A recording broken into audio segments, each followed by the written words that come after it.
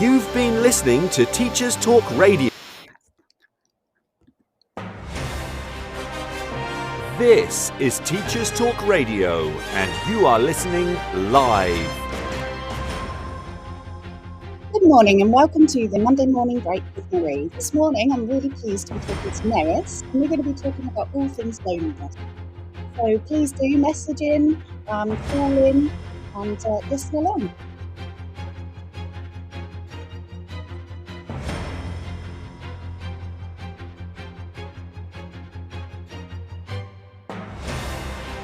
This is Teachers Talk Radio, and you are listening live. Tune in live at ttradio.org, or to join in the conversation, download the Podbean app and search Teachers Talk Radio. Follow the hashtag TTRadio. Tune in, talk it out with Teachers Talk Radio.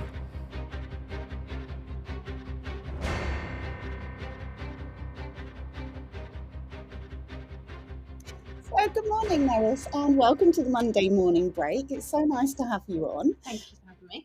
And so just to introduce you to everyone, so you're a further education tutor. Yep. Working with college-age students, but your degree was in psychology, Yep. and your master's was in applied social Yeah. psychology.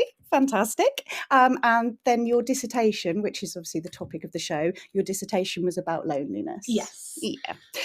Brilliant. Great. So if we can just get straight into it, let's just go for it. So first of all, what do we mean then by loneliness? So loneliness, and actually sometimes it can be known as social isolation, is a discrepancy between a person's desired level of social relationships and their actual level of social relationships. So it's normally subjective and negative. And like I said, very similar to social isolation, but social isolation refers to the lack of social contacts and being physically removed from social connections, such as COVID lockdown.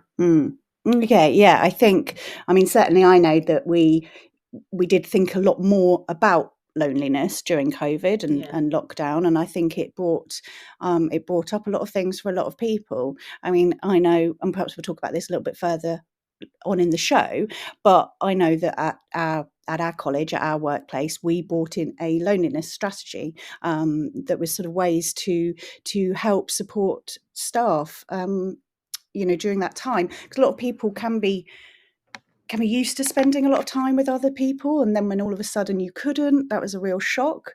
But I guess as well, there's people who this social isolation is a long-term problem, a long-term issue. So what is the impact then of loneliness? There's loads of different consequences to loneliness, and some can actually be really damaging, such as early cognitive decline, heart disease, early mortality in some cases, and sleep quality, which, as we know, can also lead to diminished mental health.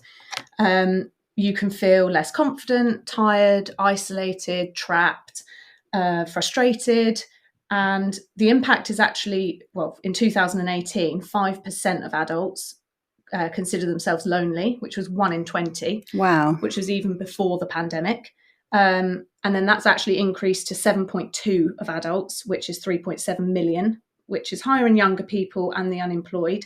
And that survey was from October 2020 to February 2021. So it's obviously increased since COVID. And I don't think we've seen that plateau yet. No, true. And I just thinking a couple of those things there. First of all, there's that very real link between your mental health and well-being and your physical health. Oh, yeah. I mean, like, to say that, it's actually going to cause early mortality and heart disease, it's just incredible, isn't it? The impact that it will have. Yeah. And I guess the other thing I was thinking is it's then a cycle, isn't it? It's a negative cycle. So if you're feeling lonely and isolated, and that causes you to lose your confidence, it then becomes harder, I guess, to put yourself out there and try and make those links. Yeah, it's really hard, isn't it? It can be a bit of a vicious cycle as well, because it's once you become lonely and then lose your confidence, you then might not go out to social events, therefore not meeting other people, so then your loneliness gets higher, and exactly. And I think as well those sort of ongoing mental health difficulties as well, that if perhaps you are suffering from low mood or anxiety or any of the other mental health difficulties, then you are likely to feel quite lonely, and then that's just compounding it. I mean, it's so difficult, isn't it? And I think loneliness is a very sad thing. I think it's fair to say we've probably all felt lonely at some points in our life, but it just has such a big impact, doesn't it? I think if it's ongoing loneliness. And I think since COVID, the topic of loneliness has been brought up a lot more for younger people, whereas before COVID, I think you might always think, oh, old people can be lonely, whereas you wouldn't really think young people could be. But since COVID, it seems to be a lot of interest around the young. Why are the young feeling so lonely?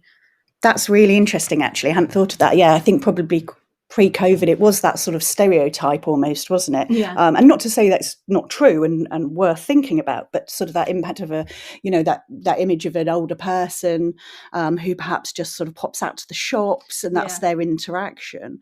But you're right, there's a lot of lonely people of all ages, and I think it's something that I talk about with other things as well. There seems to have been feelings of shame around this, which would possibly have prevented someone previously saying, well, actually, I'm really lonely. I mean, I know that I perhaps wouldn't have probably said that in the past, but, because it could be a little bit embarrassing maybe, but actually it's a fact, isn't it, that sometimes people get lonely. And even feeling lonely in a room full of people.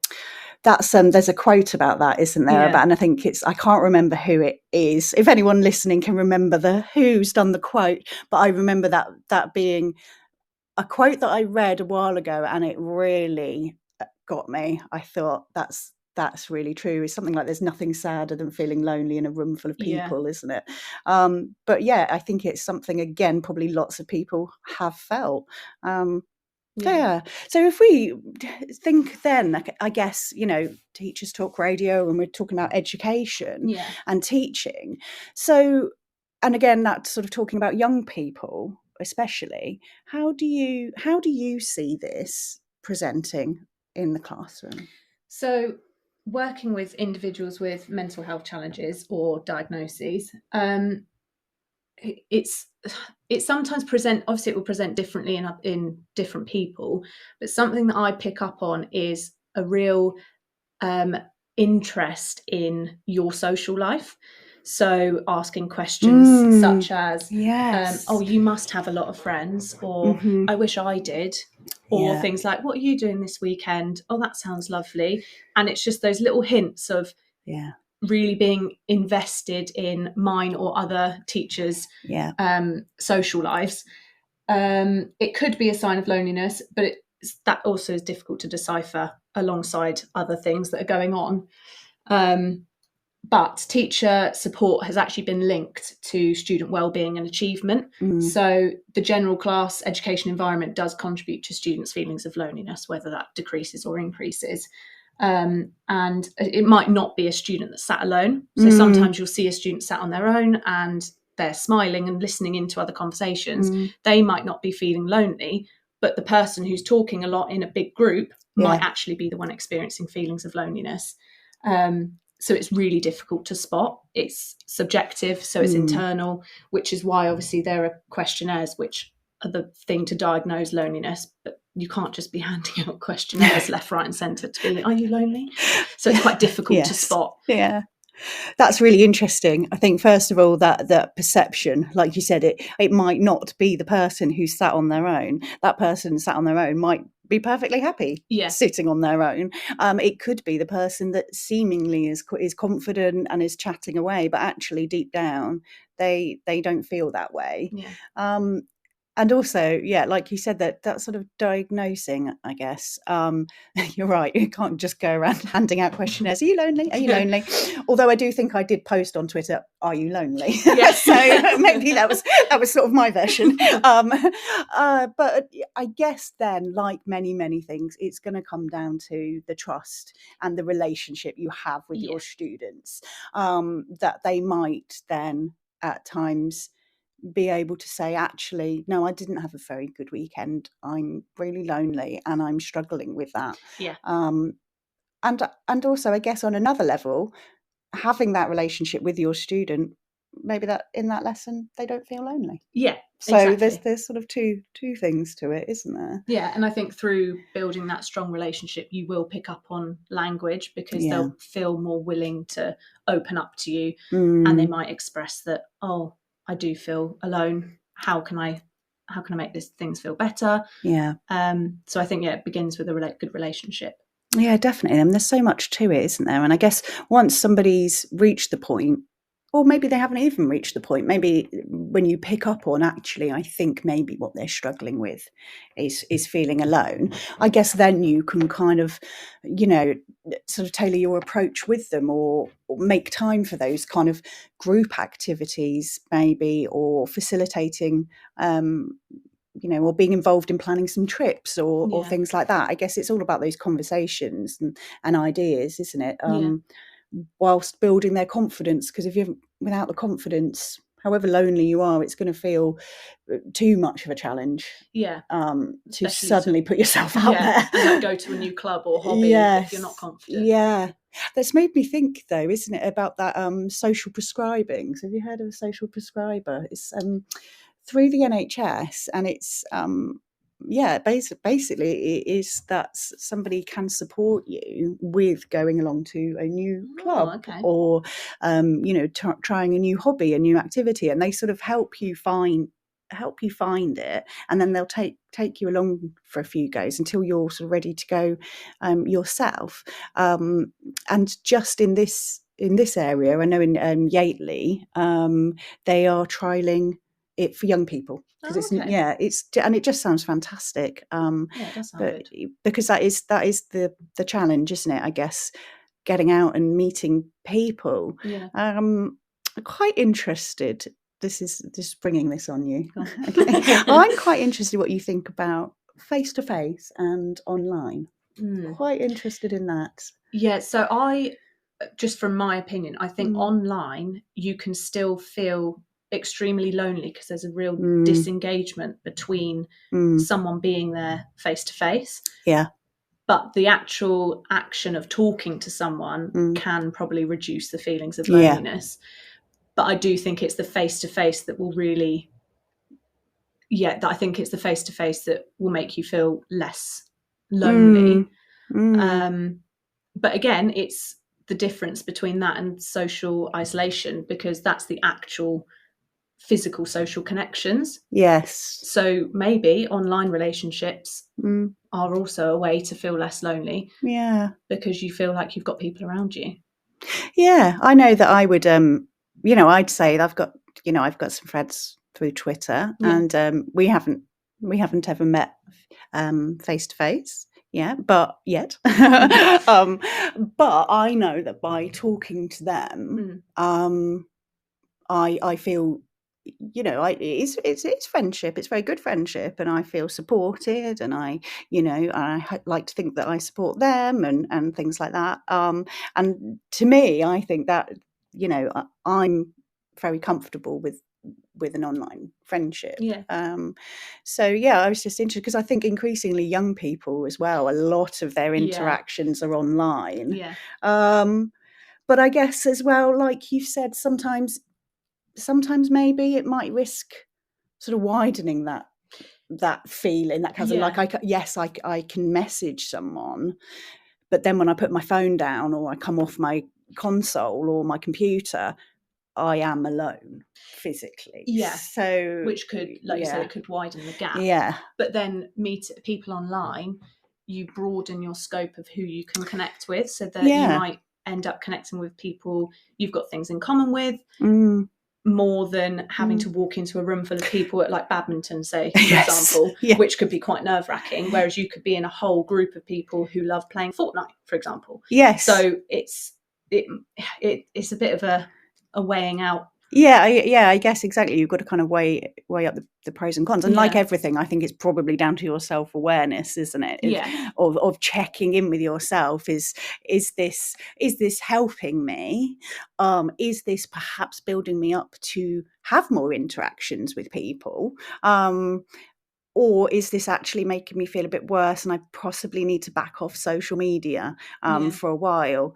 I mean, social media is a big part of it, isn't there? I think it can be a very good thing, as always, pros and cons, but it can also there's that thing, isn't it, comparing ourselves to others. And if you see somebody and all you see is a very curated glimpse of their life, and it looks like and it looks like sort of loads and loads of friends and fun and sunshine and filters and all the rest of it, and then you then don't feel that way and you're looking at all these people seemingly thriving. Social media can be, again, quite damaging for that. I think there's probably something that you knew a lot about in your dissertation dissertation and so on, that kind of impact of social media. There was a lot about changing your algorithm, so stop engaging in the posts that make you feel worse and start engaging with the posts. So if you see a puppy compared to someone on a beach in Ibiza or something, interact with the puppy, and even though you might like the photo of Ibiza, don't interact with it, because then your algorithm will start to shift.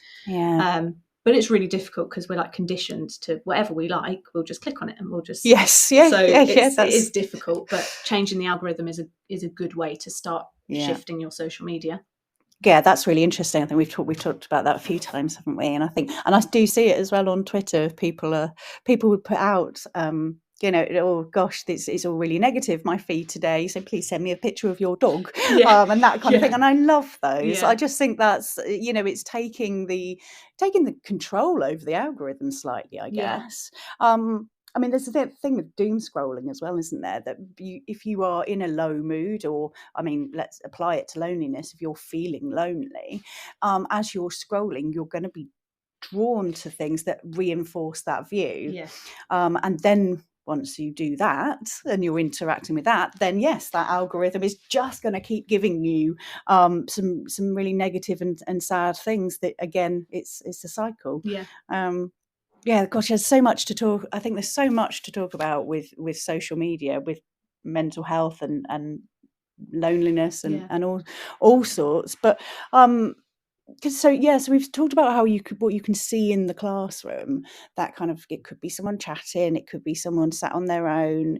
It's quite difficult to diagnose loneliness as such unless they tell you. But what about, I'd like to just probably just before the news, if we just have a start to talk about, what about adults? So what about staff, and what about other professionals? So a good work-life balance is probably a good start in terms of feelings of loneliness, because either with teaching especially, it's actually seen as it's a mental activity, having to keep up with everything that you need to do, and it's quite seen as quite a lonely job. Because you could be surrounded by happy, chatty children, but in yourself might not actually speak to an adult for 2-3 days, because you're just in your bubble of having to plan things. Jobs with tough shift patterns that are unsociable hours. So you may not come across, you might be talking to someone over email or over text, but you might not physically bump into someone to have a conversation with them. But I think it's socializing for some adults in some jobs takes a backseat. So the work-life balance isn't there. So they might go home from the working day and be like, oh, I'm exhausted. So then not go out and then not see an adult. And then the same thing will happen Monday to Friday. And then it comes to the weekend and they might be burnt out, or they don't want to see anyone. And that, like we were saying, the cycle just keeps going. So, I definitely think it's job dependent. because some may be seeing adults and talking to adults constantly, but then other jobs might be, well, especially since the pandemic, working from home. Yes. Yeah. So just talking through a screen, even doing meetings on Zoom or something, you're still not physically in the room with those people, so you may still feel quite alone. Yeah, exactly. I mean, I think there's no doubt, is there, that COVID and the pandemic, lots of people switched. Well, everybody switched, didn't they? Pretty much to some form of remote working and work from home, and a lot of places have kept that on, and there can be really good benefits to that. I mean, I know that I still attend quite a lot of meetings virtually, because now we all know how to do it, pretty much. Then it's cost effective, isn't it? Time effective, and you can kind of very quickly, book in a couple of meetings, rather than having to coordinate travel and where it's going to be and so on. So a lot of that is very useful, obviously, but you're right, it's not the same as being in the room with someone. And I'm sure other people might find this as well, but I find it quite difficult to read people if it's not face to face. The phone, I'm terrible. Zoom and online a bit better probably, but it isn't the same as having an interaction in person. Because body language is a huge thing. Yes, body language is a huge thing, and you can, especially if you turn your camera off, exactly. No idea. And I think what you've said about burnout is really interesting as well. I mean, we as a society, and as a job in education, we have to be very careful of burnout. There's lots more talking about it now, isn't there, and the signs of it, and looking after your well-being. And there's no doubt that we're moving towards that. But the thought, I guess, and I think I'm guilty of it very much, you get to Friday and you've got this weekend ahead of you, and I just think, oh gosh, no. No, I want to have a quiet one. I don't quite see me, let's get at, but when you do it, you feel better for it. But sometimes it's just the thought of it, isn't it? The motivation to want to do it. It is the motivation. I always say to everyone as well, like, there's no way I'm doing anything in the evening. Weekday evening, no chance. No. But I guess maybe being aware of it. But sometimes I think it's that thing, isn't it? We've got all these areas of our life, and is it, filling our cups, filling our wells, and it's sometimes it can feel like a bit of a juggle, can't it? Like, you've got to look after your, you've got to work, and you've got family, and you've got to look after your physical health, and you've got to be creative. I think that's one of them, isn't it? You've got to be spiritual, and then when you think, gosh, right, okay, I've got to make sure I'm interacting with people as well. So that I don't feel lonely. I guess sometimes it can feel like a lot. We've got an interesting text in, actually, from Seema that says, we're more social than ever, but loneliness is increasing. And I think that's a really interesting point. Thank you, Seema, for messaging that. That difference, I guess, from time and attending social events to actually the feeling of loneliness. Because we've obviously increased everyone got so excited when we all came back out of the lockdowns to going out to social events, but also online. Everyone's online relationships have grown massively. So I actually do quite agree with that. We are more social, but maybe it's like going home at the end of the day and thinking, I've been social, but I still feel alone. Yes. And I do think technology does have a big part to play in that. But no, that is very interesting. And I guess maybe the quality of your interactions. I mean, I think it's something, I know that we say it to our students, that when you get older, you don't have this massive group of friends. It's quality over quantity. Quality over quantity. I mean, I didn't have a massive group of friends when I was younger either. But it is that thing, isn't it, of quality, not quantity, and sort of being able to count the number of people, maybe on one hand, but that you don't feel lonely. around, and that you could count on for support. Yeah. I guess I think that's always my sort of benchmark. You know, if I messaged that person and said, I really need some help, would they? Yeah. And I you know, that's to me. But maybe we're kind of verging more onto what's a friend rather than which there could be another show in that. But yeah, okay. I think that's really interesting. And I think if we Seema's replied as well, 100%. So yeah, thank you, Seema. Really interesting semantics then as well, I suppose. Social, socializing and being lonely and those kind of what we mean by those words. So yeah, if anyone else has got any thoughts or wants to call in or text in, please do, and we will be back in a bit. This programme has been brought to you by the Happy Confident Company. Our clinically approved, ready-to-go wellbeing and mental health programme will help your pupils thrive. In only 10 minutes a day, you'll be able to deliver social and emotional learning and wellbeing tools throughout your school. To find out more, visit us at www.happyconfident.com. This is Teachers Talk Radio, and this is Teachers Talk Radio News.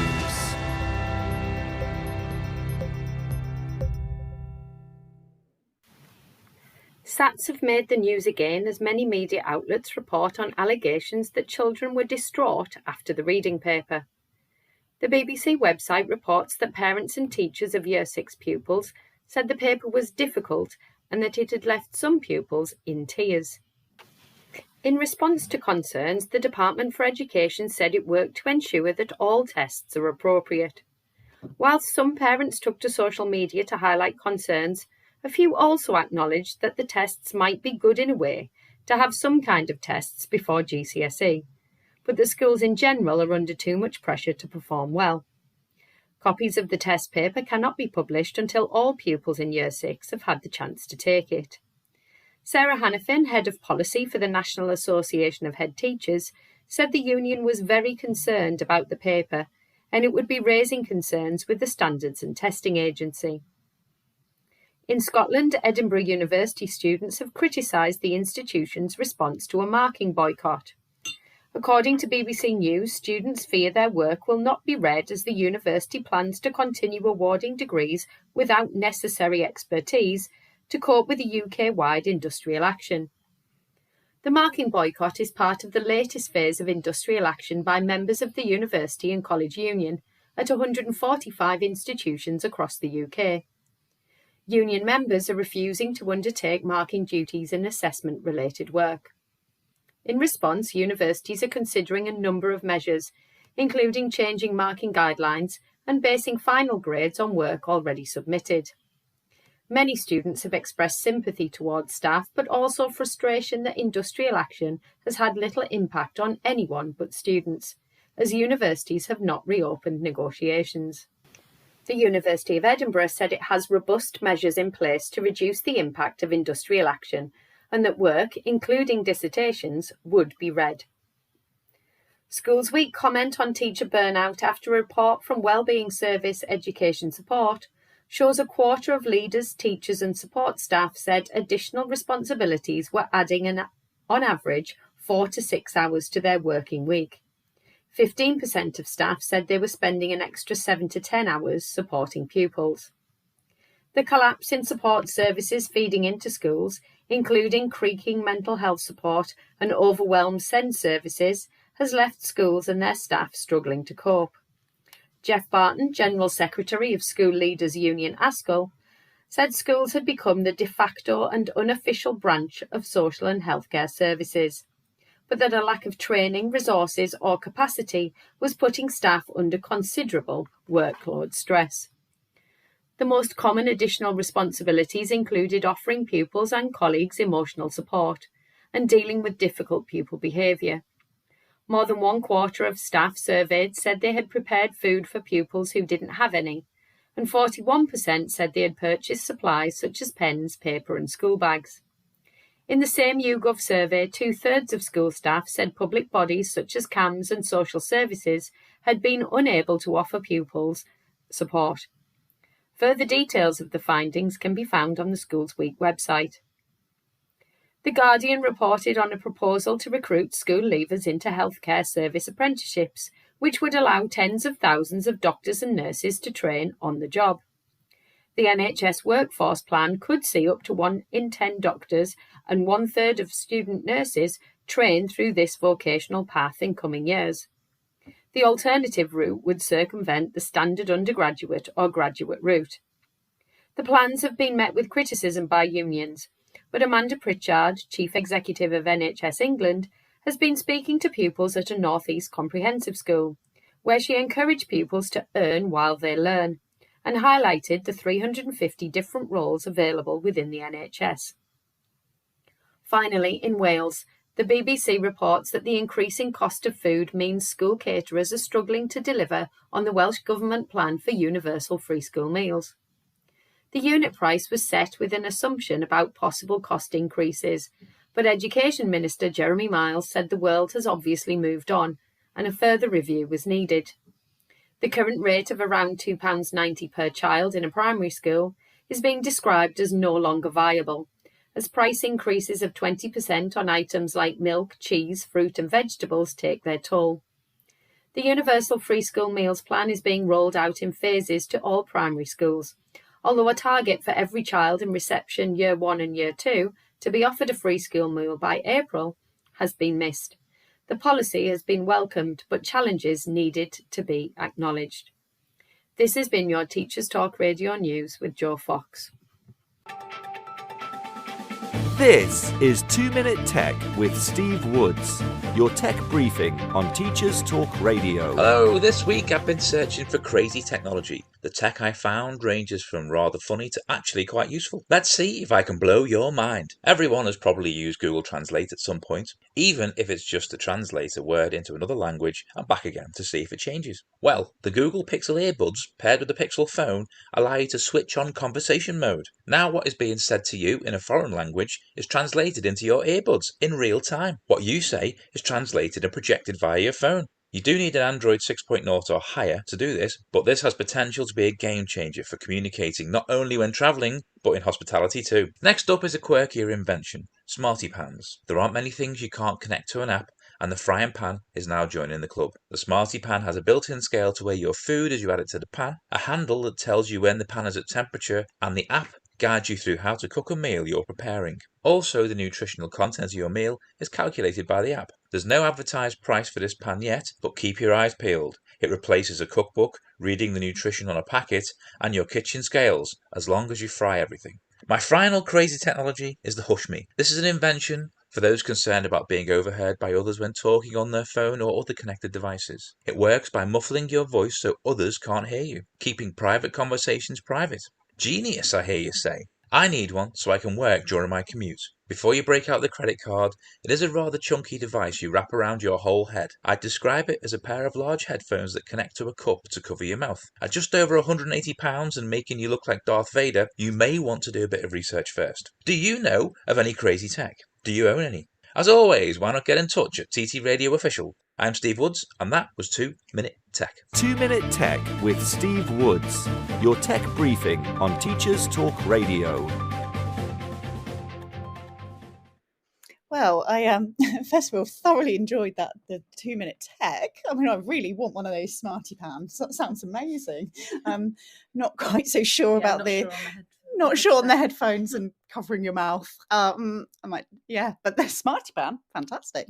There was actually in the news there was some things I think were really relevant actually to what we're actually talking about. So the survey by Education Support is, I think it's saying a quarter of teachers and educators are saying that they're working an extra 4 to 6 hours a week, and 15% are working extra 7 to 10 hours a week. I mean, that when you think about everything that you have to fit in, everything that you try and fit into a week, and then added at work hours, it's no wonder then the temptation is to just let other things slide, isn't it? Which is what we were saying about socialising, then taking a back seat. Yes, it's going to be the one that's going to go, isn't it? I would have thought socialising or exercise maybe, or sleep. Yeah. Probably, realistically. And I think, you start sleeping less. That adds into what you were, it feeds into what you were saying at the beginning as well about the impact of loneliness.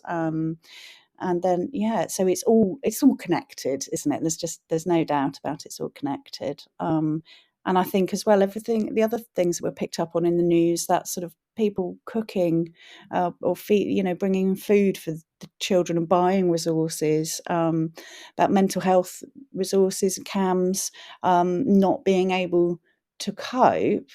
I mean, it's a lot for people to deal with, isn't it? It really is. And I can imagine, being a teacher, it's very, very difficult, isn't it, to see your pupils or your students going through these things, and not be able to help, or to be at the limit of what you can do to help. I think. So just before the news, we were talking about sort of adults and staff and professionals. I think one of the main thing, also that news report sort of sparked it for me as well, that within teaching, a good supportive team is always important. Like we were saying, you might go a few days without speaking to an adult. So regular meetings, actual, with everyone in the room. So it's not just an email, like, can you do this? Can you add into the workload? Team building will also increase social interaction, as well as them not feeling so alone, as well as feeling supported. There's quite loads of different aspects to team building. And bosses or management need to engage and talk to staff regularly, keep lines of communication open, have two-way conversations, so it's not enough to do it all. Instead, maybe walk in. Oh, this is something we need done, so that there is a little bit of interaction as well as the job. And then the one thing that I think is most important is do something positive every week for yourself, even if it's just one thing. And that doesn't have to be huge. No, it doesn't have to be huge. It doesn't have to be a big thing, and it's certainly not, to add to our ever expanding to-do lists. But you're right; it's about prioritising, isn't it? And I think all of those tips and those strategies that you've suggested, it's about prioritising people's well-being. Of which loneliness is a big part of it. Big part. So I think those are really, really worthwhile taking on. And actually, I think as well, it's that acknowledgement that the head or the leader or the manager, they can be lonely as well. That can be a very isolating job. Making the effort to come out and say things in person, having regular meetings, having team building, it works at all levels. And on that note, we've got I tweeted last week. As I said, I did put out my own questionnaire, and I tweeted and said, "Have you ever felt lonely?" And the answers, the responses that I had were, rapid for a start, which says to me, we need to be talking about this. We need to be talking about this, and people want to talk about it. But we had, this was a reply, education is full of lonely jobs. A main scale teacher teaching 5 periods a day with break duty, lunch or after school clubs might not speak to another adult all day. And that's actually something that you said, isn't it? You might, especially if your classroom's sort of down the end of a corridor and you're rushing in and out and pressed for time, you might literally not see another adult. A teacher leading a standalone department might have no one to meet with to sound off ideas, and may have to write reports for every pupil. That's another one. So it's not only I guess social, is it, all those interactions, it's that actually you can't sort of bounce ideas off each other, might have to carry the whole workload, and that can feel lonely. In sort of being the only one in your department, and then finally they've said a head teacher may have no one to turn to at all. That one, that affected me a little bit, I think, there. So we also had somebody said absolutely yes, they felt lonely, and that's why they offer group coaching sessions for school leaders. And Alec, he's in a group with other heads himself. Leadership can be lonely, but it doesn't have to be. Yeah. And then, again, yes, we can focus sometimes, I guess, on leadership being lonely and head teaching stuff. But then Elizabeth has quite rightly said many school librarians feel this way too. Yeah. It's important to find a network of support. I think that's one people maybe don't immediately think of. But yeah, you in the library all day, and especially if it's a quiet space, you might be with your thoughts a lot more. Yes, that's true, because the library is very quiet. Yeah. And then Tom Ward said the removal of teaching assistants from the classroom exacerbate this. You had a partner in crime to get the job done with and communicate in an adult way. Now they do interventions that have no proof of working. Okay, so I think I get what you're saying with that, Tom. But I just liked, a teacher and a TA, and you've got a partner in crime to get the job done with. That's it. It's support, isn't it? And and can communicate in an adult way. I think, especially maybe if you're teaching younger ages, just that having a few minutes to just talk as an adult would probably is a lifesaver. And super SBM, being a business manager can be lonely. All of the pressure, all of the responsibility, hidden behind the scenes until something goes wrong, then it's your fault and you have to deal with the fallout. Not paid on leadership scale, but definitely expected to lead. Very lonely. Yeah, that made me quite sad, I think. I'm sorry that it feels like that, super SBM. And just I guess think of all your business managers, because that's really true. That can be very, very lonely, I imagine. So it's very interesting to hear people's thoughts, but I guess there's a running theme. People are lonely. So if we have a little talk now then about what can we do. So what can we do to reduce our feelings of loneliness, bearing in mind with everything else we've talked about, there's a lot. So we've got lots of areas of our life to look after. We are working 4 to 6 to 10 hours extra a week. Our students and pupils are going through it because varies the cost of living crisis. GCSEs have started today, SATs last week. So bearing in mind all of that, what can we do to address these feelings of loneliness? So I think with young people and young adults, the starting point is probably to improve their positive affect. So help them identify their own strengths, building on the relationships they already have. Yes. Because like we said earlier, the quality over quantity. Interventions do, I personally think, need to be more widely available. There are loads of different things that people can do, which can actually be incorporated into schools and into teaching, like mindfulness-based, laughing therapy.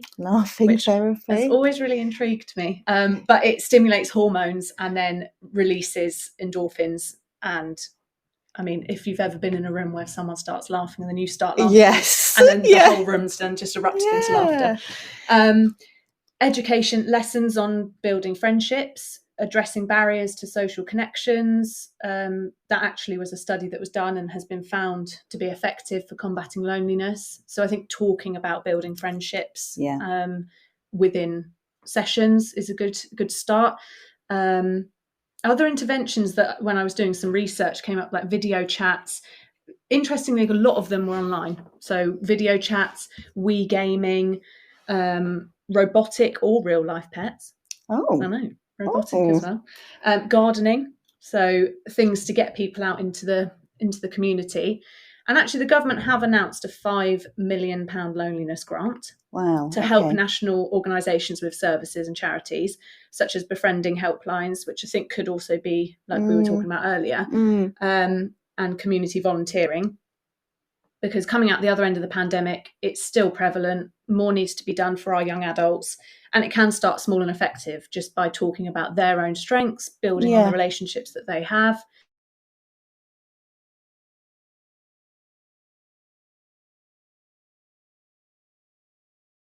Reaching out to others, build meaningful connections, make new friends through volunteering, or get involved in your local community are good ways to start combating the feelings of loneliness. So there's loads of things that can be done, small and big. So there's smaller things that can be done because we do have a lot that we all need to do. So just little things to start with. Yeah. And then hopefully things can progress with the grant or with community organisations to that's amazing. I think it's at different levels, isn't it? I think so. If you've got a scenario where you work from home and you perhaps live on your own, and you could go hours without actually talking to someone, I guess it's kind of motivating yourself. You've got to get out and go to the shops or something like that, even if that's the only interaction to start with, because it's a big leap, isn't it? It's a very big leap if you're feeling lonely. But like you said, there's so much out there that you could then go and do. Actually last week I was helping one of the students. We were looking for volunteering opportunities, and there were just so many. It was amazing, and some really, really brilliant things as well. And there was there was like wardrobe assistant for this art. I know, there was lots of kind of art and culture ones. There was helping cook food, I think, for the Salvation Army. There was all sorts of really worthwhile things, and I think you'd be out meeting people and being around people, but also that kind of feel good factor, I guess. If you're volunteering, it's feeling like you've done something good for someone else, I guess. It's interesting, isn't it? I think looking at that quality as well, quality over quantity, so you don't have to be out socializing every hour of every day. It's just not possible. No, exactly. Or affordable. That's also true. But you can have those quality interactions then that hopefully give you that lasting effect of not being alone. I mean, that's really what it, that's really the opposite of loneliness, isn't it? Is feeling like you're not alone.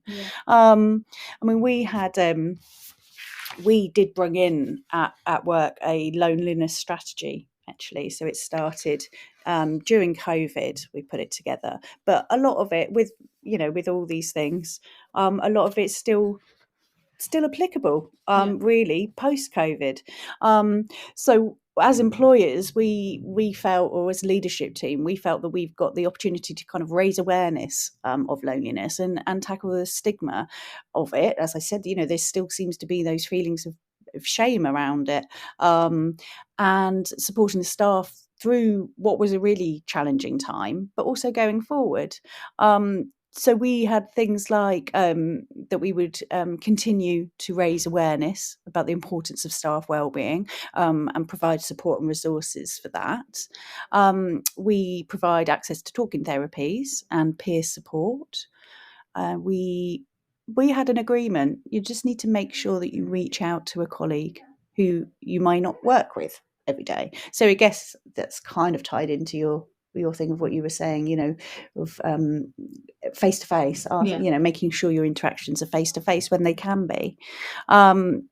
We also wanted to make sure that people have time to have informal conversations with colleagues during the working day. These things, I guess what you'd say, water cooler chat or that sort of thing. Exactly. A bit of gossip at the photocopier. And these things can sound, I guess, not important, but I think they are important. You've got to have time, to start the day with 5 minutes to just have a cup of tea and how was your evening, how was your weekend. It's not just straight into business. And then we looked as well about the NHS 5 Ways to Wellbeing, and that's a really fantastic. If anyone who hasn't, I highly recommend sort of looking up at that. And it's things like these 5 ways to wellbeing are things like connecting, taking notice, giving, those sort of things. So you can, we've got connect. So connect with the people around you, your family, friends, colleagues and neighbours. Spend time developing these relationships. Be active. Keep learning. I mean, I think that's a really, really interesting one, and actually probably another opportunity to meet people. Yeah, isn't it? Keep learning. Give to others. So even the smallest act can count. So whether it's a smile, a thank you, or a kind word, which is really, really lovely. And then larger acts such as volunteering at your local community centre, not only improve your mental well-being, but help you build new networks. And then being mindful, being aware of the present moment, which, I think that's something to be aware of, isn't it, with when you're feeling lonely, that whether you're sitting with that feeling or whether you can, in a mindful way, plan action, I guess, to address it. So we've had a couple more messages in, which is really nice. I really appreciate people listening and messaging in. But we've got a message here that joining a group helps. My local cafe offers a lot of free workshops such as games nights, journaling workshops, book club, etc. Being around like-minded people helps. And once you go a couple of times, it's less daunting. There's no expectations as well. You can just turn up. But being around people is a plus when you've been in a classroom. Totally agree. Yeah, I think libraries as well do a lot of things like that, don't they? Yeah. They've got various different sort of sessions and things. I guess it's just research, isn't it? Case of research, and getting out there. And you never know who you're going to meet. No, that's very true. But I think that sort of links in as well to. I just think that it needs to be more widely available. Yeah. So, posts or like flyers up in the supermarket or something, just so that people know these things are going on, because I think that's the thing, people don't really want to dig deep into research because they're trying, because it's even good that they're wanting to go out and do that instead of having to troll through all the different things that they could do.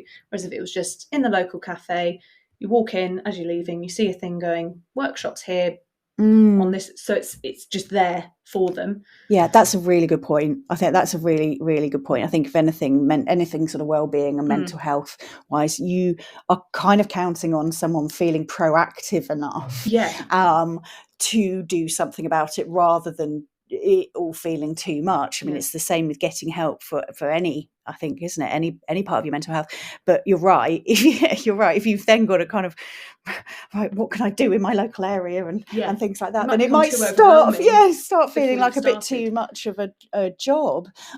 So I guess, I think it's the same as lots of things, isn't it? It's talking about it more, and making it absolutely obvious. Like, are you lonely? Come to this. Because there shouldn't be shame and embarrassment. No, and we live in very different times. And it's not easy to connect with people for all the reasons we've talked about today. So I agree. I think if it was really, really obvious on a notice board, or I'm interested what this loneliness. Was it the government's loneliness strategy? Is it? The grant. Loneliness grant. Interested to see how that will transpire. There we go. That's what they need to do. They need to have someone in charge of reducing loneliness. And it's completely obvious. Because I don't think, when I was researching about befriending helplines, I've never heard of befriending helplines. No. You hear of other helplines, you literally ring up and talk? And they will literally be, it's a little bit like what we were talking about earlier as well. I think they can organise then to come and meet you and go to community volunteering and things really like that, lovely. which is great, but I didn't know it existed until I researched it. So I didn't either. And I was thinking, as we've been talking, there's sort of an age thing here as well, isn't there? So we've talked about, I think at a younger age, children, they can feel lonely. I remember standing in the middle of the school playground and thinking, I just don't know how to join. And everyone else has got friends and they're all playing and I don't know what to do. And there's things you can do for that, isn't there? Sort of friendship benches and being a kind friend. And I think primary and junior school teachers and educators do a fantastic job. I think it's a bit more complicated when you get to secondary school. Maybe you're working out your identity. Your teenage years are all about your identity, isn't it? And again, there's it's difficult. I think, of course, it is. And then I do think there's a strange thing as an adult of how do you make friends when you're an adult? Yeah, because it becomes increasingly difficult. But then you have that odd stage of being with friends from when you were younger to shifting into adulthood, and you think, have we all moved in a different direction? Exactly. And it's being comfortable and feeling supported to go out and make new friends, because it's okay to change your friendship group if it's not serving you. But yeah, as an adult, I do think it is. It's quite a difficult one. Yeah. I think there's a certain stage, isn't there, and you think, oh, I really like this person, have a nice chat, but how do you move it on to a friendship? Yeah, because when you're young, you just your parents might be like, do you want to come over for a sleepover, or do you want to come over for dinner, or do you want... Whereas when you're an adult, you've got to do it for yourself. Oh yeah, you have to organise it yourself. And it can feel a little bit like, will you be my friend? Yeah. Yes. Yeah. Oh, well, do you know what, Nerys? Today has been so lovely. I've thoroughly enjoyed the radio show. Thank you. I definitely don't feel lonely. Good. But I think there's a lot more to talk about with that. So I think we will probably have to plan another one. But thank you to everyone as well that's listened and messaged. I'd love to, I am over on Twitter. Love to talk more about it, especially if people are feeling lonely. I mean, maybe let's just tweet, let's talk. But yeah, it's been really nice. And do you have any sort of closing thoughts on this that you could share? I think if you start to have feelings of being lonely, talk to someone who you trust. And I definitely think the biggest thing that I would take from this is it's quality over quantity. Because like the quote we started with, you can feel lonely in a room full of people. So you can have the smallest group around you, and that can be enough. Yeah, that's lovely. Yeah, I totally agree. And yeah, just talk to someone. Yeah. Before it gets worse. Yeah. All right. Thank you everyone for listening, and I hope you enjoy the rest of your day. This programme has been brought to you by the Happy Confident Company. Our clinically approved, ready-to-go wellbeing and mental health programme will help your pupils thrive. In only 10 minutes a day, you'll be able to deliver social and emotional learning and wellbeing tools throughout your school. To find out more, visit us at www.happyconfident.com.